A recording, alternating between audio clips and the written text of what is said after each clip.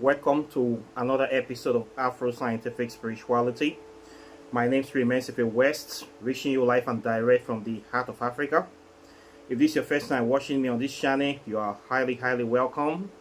This is a place where I separate the facts from the fiction, the science from the superstitions, and the concepts from the misconceptions about African spirituality.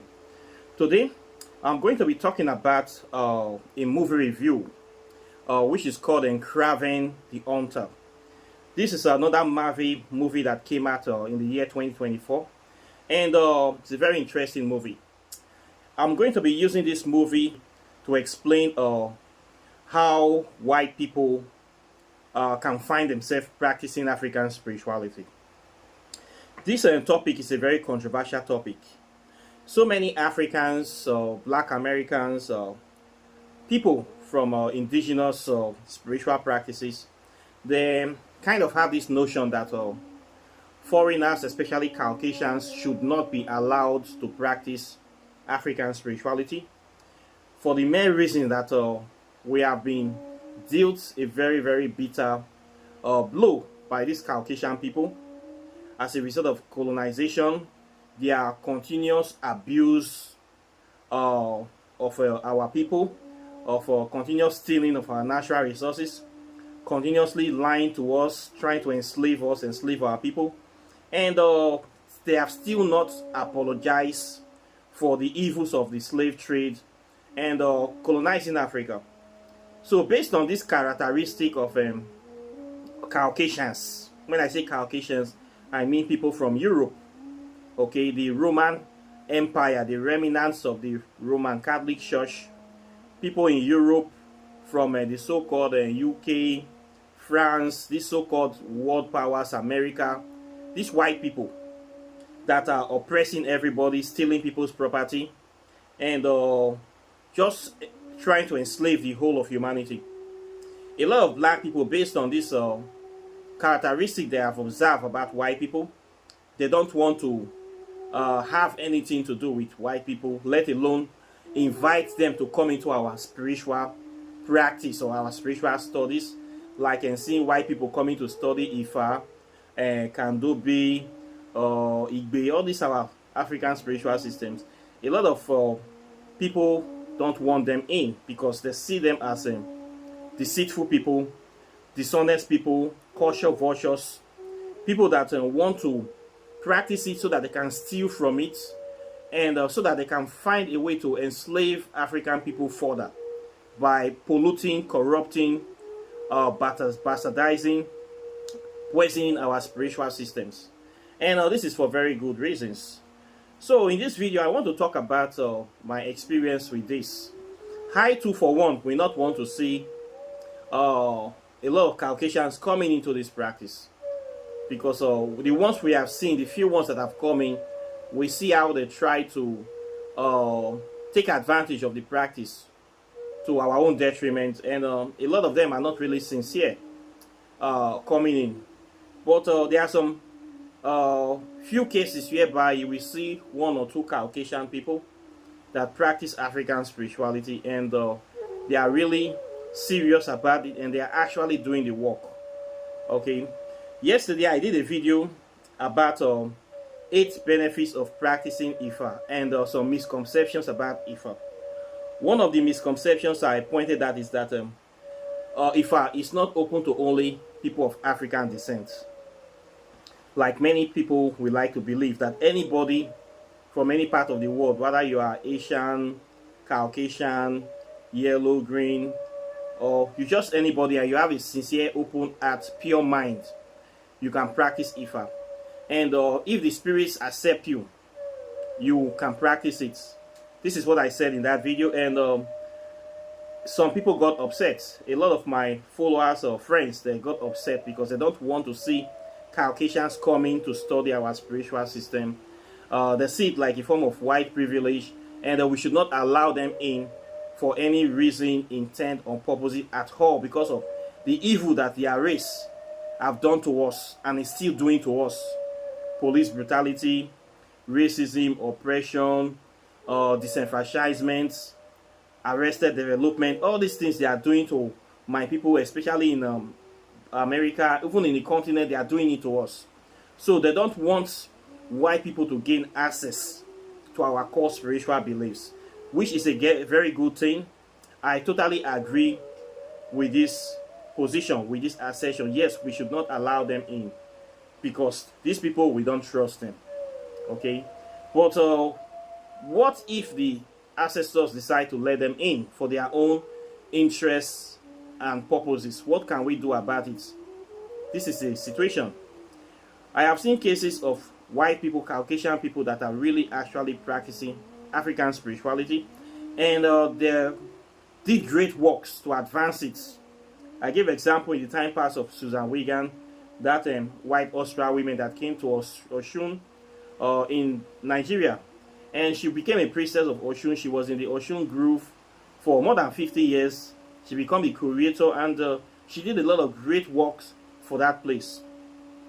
We have also seen some white people in some practices doing serious work, but there are not many.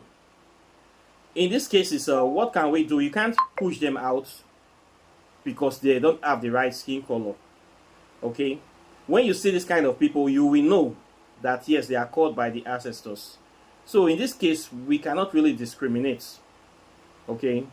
And we cannot say we have the full rights, authority to decide who wants to practice. We don't know who will be very, very instrumental in the development, advancement of African spirituality. It is the spirits that will decide. So once in a while, you will see one or two Caucasian people that really want to do this, and they will find a way to come into African spirituality, and they will practice, and they will make their mark, and they will make impact in the life of people all over the world. Okay? When you see this kind of people, there is nothing we can really do about it, but to let them practice. You cannot stand in their way. If you decide to stand in the way of this person, the ancestors might be upset with you, and things may not go well with you. We have this kind of cases as well. There are some people that are chosen by the gods to study African spirituality irrespective of their skin color. Sometimes some Caucasians will find their way to Africa. We locate a shaman or a priest or a babalawo, and they will start doing this work. They will become a babalawo, and they will be accepted into the practice, and they will learn this work. There's nothing we can really do about it. It is the work of the ancestors. They are the ultimate people to give that authority. And I want to use this movie, Kraven, to emphasize this fact. In the movie Kraven the Hunter, we see the story of a young boy whose father was a drug dealer. He came to Tanzania to engage in a hunting expedition with his son so that they will become they will know how to kill, how to hunt. And of course, the sons do not like the business of their father. They don't really want to do it, but he was trying to force them. And one of them gets involved with a lion, and he was beaten by that lion. And at the end of the day, an African person saved his life by using a portion, a babalegwa portion in the movie, to give to this guy, and mixed with the blood of the lion. He was sort of chosen by the ancestors to play a particular role in the future, which is the role of fighting evil, of stopping or eliminating evil people in the world. And this is a role that any warrior of truth, of justice, will do quite naturally. And he was chosen irrespective of his skin color. The spirit of the land chose him. Okay? It was not his destiny. He came there with a different intention. He never knew he would get involved in what he got involved in. But somehow, the spirit of the land saw him, and they chose him. They empowered him with the powers of African spirituality to become a hunter of killing bad people. And this is what he did in the movie. So we have this kind of cases also in real life, whereby somebody will be choosing for a particular role to play in humanity, and they have no choice than to play that role. For whatever reason, they were choosing to play that role. If you have a Caucasian that his destiny, or he was chosen by the ancestors to practice African spirituality, there is nothing you can do to stop them from not practicing. Okay, this is just the plain truth. When the spirits make direct contact with them and man, they will still do the things that needs to be done. Okay, this is just the gospel. This Caucasian people practicing African spirit. Presently, I have come across a few of them doing the good work, doing the work of the ancestors. And what can I say? We cannot just put a blanket ban on every white person due to the fact that white people have done a lot of harm and evil to the African race. So we should blanket ban. It's impossible. It's against the law of probability. There will always be some people that will be against the rule. Exception will break the rule. And we will see these kind of cases. This was what I was trying to explain in that video yesterday on the title of 8 benefits of people practicing Ifa. What you can benefit from this practice of Ifa or Ifa initiation. Okay, this is what I was trying to say. Not that every Tom, Dick and Harry is allowed to come in and sit down. No, it cannot work like. Even me, I screen people out. So once in a while, we will see some white people that have been anointed or visited by the deities directly, and they have no option than to honor that call. It is their destiny for whatever reason. We just cannot explain. It's not everything we can explain. And they take on the mantle. We see this in the movie Kraven the Hunter, how he was chosen. His father was a bad guy, but his own destiny was to stop people like his father from destroying the planet. I don't see anything wrong as far as he was killing bad guys. It's a good thing to take out the bad guys. At the end of the day, he has to take out his own father, which is also a bad guy. So he's making the planet a better place. As far as the white people practicing Ifa or practicing African spirituality is making this world a better place, I am totally cool and done with it. I will not discriminate against them because they have talked down on them or say that they are not supposed to practice it because they have white skin. That is unnecessary discrimination. Okay, as far as they are making the world a better place by practicing, it is a good thing. We should welcome these developments. We should always stand against it when they are not making the world a better place, where they are doing it wrong, where they are pirating our items or polluting the practice. This is when we should speak against it. This is the way I see it too. It's my own opinion once again. So when we see cases like this, white people in the practice, if they are doing good, we should also stand by them. Bro, there's a lot of black people. If you want to talk about slave trades, we have Africans that enabled slave trade because they have black skin. Should we forgive them? Should we forgive our African brothers and sisters that we are selling their own people into slavery? We have a lot of Africans right now doing human trafficking, sex trafficking, drug trafficking, stealing our natural resources, killing our own people. We forgive all these black people because they have black skin. This is something you should ask yourself. Okay?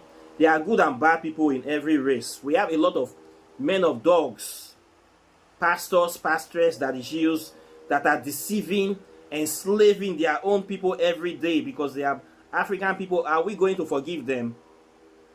All these things is what you should ask. So I think that we leave that question for you to answer. And this is where we stop for today.